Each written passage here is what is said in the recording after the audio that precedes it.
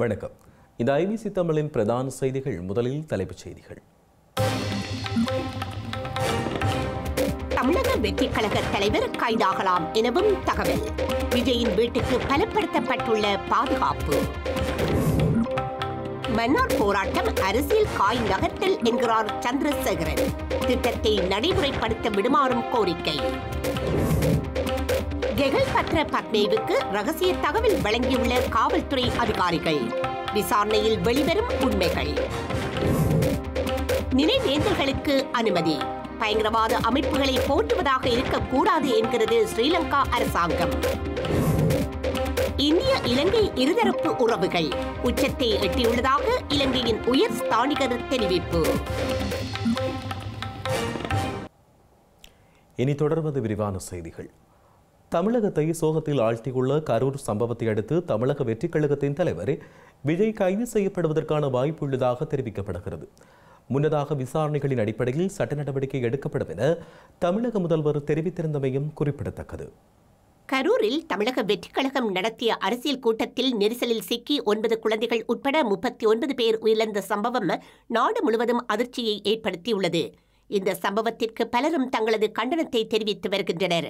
இந்த நிலையில் கூட்ட நெரிசலில் 39 பேர் உயிரிழந்த சம்பவம் தொடர்பில் தமிழக வெற்றிக் கழக பொதுச் செயலாளர் புசி ஆனந்த் உள்ளிட்ட 4 பேர் மீது வழக்கு பதிவு செய்யப்பட்டுள்ளது.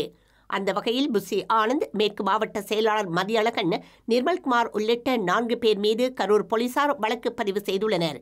இதேவேளை கட்சியின் தலைவர் விஜய் கைது செய்யப்படுவதற்கான வாய்ப்புள்ளதாக கூறப்படுகின்றது. இதேவேளை சென்னையில் உள்ள தமிழக வெற்றிக் கழக தலைவர் விஜயின் வீட்டுக்கு காவல் பாதுகாப்பு வழங்கப்பட்டுள்ளதாக இந்திய ஊடகங்கள் செய்தி வெளியிட்டுள்ளன. கரூரில் நடந்த கோர சம்பவத்தை தொடர்ந்து அவரது வீட்டுக்கு பாதுகாப்பு கூடுதலாக அதிகரிக்கப்பட்டுள்ளதாக கூறப்படுகின்றது. நீலாங்கரையில் உள்ள விஜயின் வீட்டுக்கு ஒரு காவல் ஆய்வாளர் தலைமையில் 15 காவல்துறையினர் பாதுகாப்பு பணியில் ஈடுபட்டு வருகின்றனர். நேற்றிரவு முதல் இந்த நடவடிக்கை எடுக்கப்பட்டுள்ளது. முன்னதாக மத்திய அரசு அவருக்கு ஏற்கனவே வைப்பிரிவு பாதுகாப்பை வழங்கியுள்ளது. விஜய் வீடு இருக்கும் பகுதிக்கு சந்தேகப்படும் வகையில் வரும் அனைவரையும் விசாரிக்க உத்தரவிடப்பட்டுள்ளதாக தெரிகின்றது. மேலும் விஜய் வீட்டின் அருகே சாலை தடுப்புகளும் அமைக்கப்பட்டுள்ளன. சென்னை நீலாங்கரையில் விஜய் தற்போது தங்கியுள்ள அவரது வீடு உள்ள வீதியின் இருபுறமும் தடுப்புகள் அமைத்து காவல்துறையினர் பாதுகாப்பு அளித்து வருகின்றனர். மன்னார் போராட்டம் அரசியல் காய் நகர்த்தல் என ஸ்ரீலங்கா கடற்றொழில் அமைச்சர் ராமலிங்கம் சந்திரசேகரன் தெரிவித்துள்ளார். காற்றாலை திட்டத்தில் பாதிப்பு என நிரூபிக்கப்படுமானால் தானும் போராடுவதற்கு தயாராக இருப்பதாக அவர் குறிப்பிட்டுள்ளார். போராட்டக்காரர்கள் மன்னாரை மீட்டெடுப்போம் என போராட்டத்தை கட்டவிழ்த்து விட்டிருக்கிறார்கள். மன்னாரை மீட்டெடுப்பதற்கு தங்களை தவிர வேறு யாரும் கிடையாது எனவும் இந்த போராட்டத்தின் பின் ஓர் அரசியல் காய்நகர்த்தல் இருக்கின்றது எனவும் அமைச்சர் ராமலிங்கம் சந்திரசேகரன் தெரிவித்துள்ளார். இந்த நிலையில் அரசாங்கம் முன்னெடுத்துள்ள திட்டத்தினால் மக்களுக்கு பாதிப்பு என நிரூபிக்கப்படுமானால் தாமும் சேர்ந்து போராடுவதற்கு தயாராக இருக்கின்றோம் எனவும் அவர் கூறியுள்ளார். மின்சார கம்பங்களை நிறுவதற்குரிய குழிகள் தோண்டப்பட்டுள்ளதாகவும் அவற்றை அமைப்பதற்குரிய ஏற்பாடுகள் நடைபெற்றுக் கொண்டிருப்பதாகவும் அமைச்சர் குறிப்பிட்டுள்ளார். போராட்டத்தை கட்டவிழ்த்து விட்டவர்களை பார்க்கின்ற போது கடந்த காலத்திலே காற்றாலை மின் நிலையத்தை அமைக்கும் போது அதனை திறந்து வைக்கும் போது நிகழ்வுகளில் கலந்து கொண்டவர்களாக இருக்கின்றார்கள் எனவும் அவர் சுட்டிக்காட்டியுள்ளார். இந்தோனேசியாவின் ஜகார்த்தாவில் அண்மையில் கைது செய்யப்பட்ட பிரபல ஒழுங்கமைக்கப்பட்ட குற்றங்களில் ஈடுபடும் நபரான கெகல் பத்ர பத்மே மற்றும் சலிந்த உள்ளிட்ட குற்றவாளிகளை கைது செய்ய மேற்கொள்ள நடவடிக்கை தொடர்பில் காவல்துறையினரின் ஊடாகவே தகவல் வழங்கப்பட்டுள்ளதாக தெரிய வந்துள்ளது. தற்பொழுது முன்னெடுக்கப்பட்டு வருகின்ற விசாரணைகளின் பொழுது இந்த விடயம் அறிய கிடைத்துள்ளது. கெகல் பத்ர பத்மேவை கைது செய்வதற்காக சர்வதேச குற்றவியல் போலீசாரால் பிறப்பிக்கப்பட்ட சிவப்பு எச்சரிக்கையும் ஸ்ரீலங்கா காவல்துறையினரின் ஊடாக பத்மேவுக்கு ரகசியமாக அறிவிக்கப்பட்டுள்ளதாகவும் விசாரணையில் தெரிவிக்கப்பட்டுள்ளது.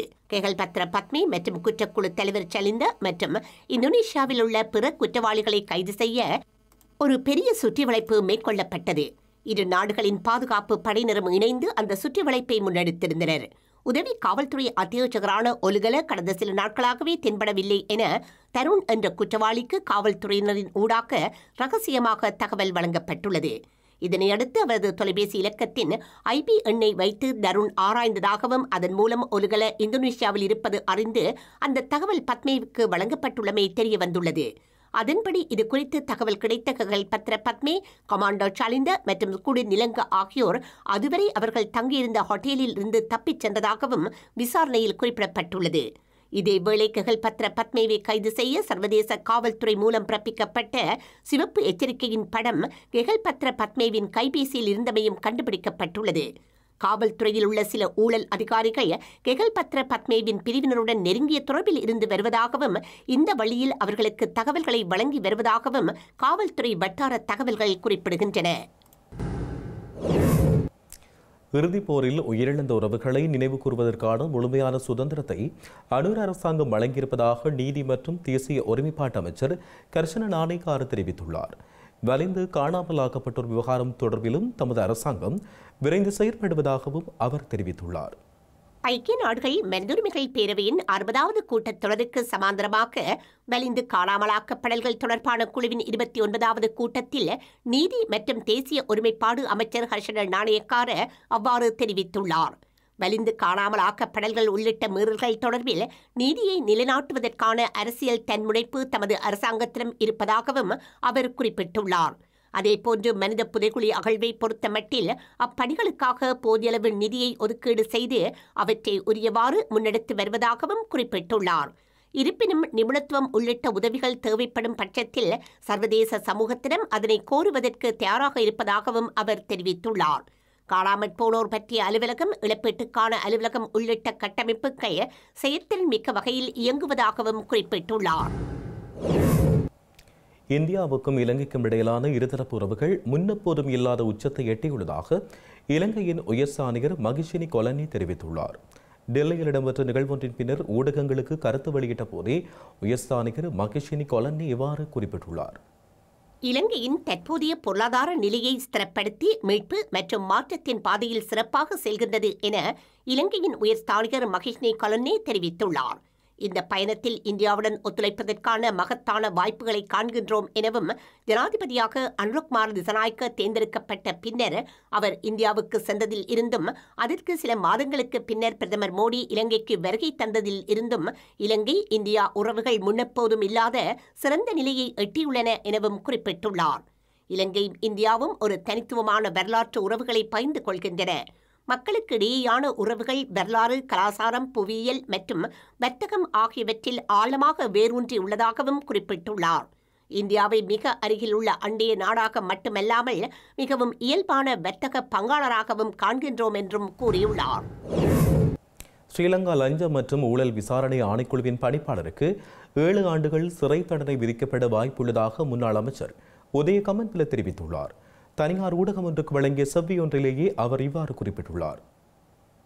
லஞ்சம் மற்றும் ஊழல் விசாரணை ஆணைக்குழுவின் பணிப்பாளர் ரங்க திசாநாயக்க கடந்த காலத்தில் மக்கள் விடுதலை முன்னணியின் சட்டக்குழுவின் உறுப்பினராக பணியாற்றியதாக அந்த கட்சியின் முன்னாள் தலைவரும் முன்னாள் ஜனாதிபதி வேட்பாளருமான நந்தன குணதிலக்க தெரிவித்துள்ளார். அந்த காலகட்டத்தில் சம்பந்தப்பட்ட கட்சியின் ஒருங்கிணைப்பாளராக நந்தன குணதிலக்க இருந்ததாகவும் அந்த கூட்டங்களுக்கான வருகை ஆவணங்களில் ரங்க திசாநாயக்க கலந்து கொண்டு கையொப்பமிட்டதாகவும் கூறப்பட்டுள்ளது. இந்த உண்மை லஞ்சம் மற்றும் ஊழல் விசாரணை ஆணைக்குழு பணிப்பாளரின் கடமைகள் தொடர்பாக கடுமையான சட்ட சிக்கலை எழுப்புகின்றது என முன்னாள் அமைச்சர் உதய கம்மன்பில தெரிவித்துள்ளார்.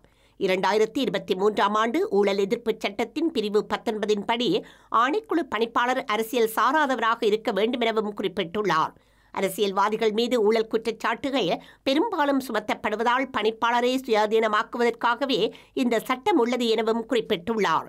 பணிப்பாளர் தனது நியமனத்தின் போது இந்த தகுதி இழப்புகள் இல்லை என்று ஒரு பிரமாண பத்திரத்தை வழங்க வேண்டும் எனவும் நந்தன குணதிலக்கவின் குற்றச்சாட்டு உண்மையாக இருந்தால் பணிப்பாளர் 7 ஆண்டுகள் சிறை தண்டனை விதிக்கக்கூடிய குற்றத்தை செய்திருக்கலாம் என தெரிவித்துள்ளார்.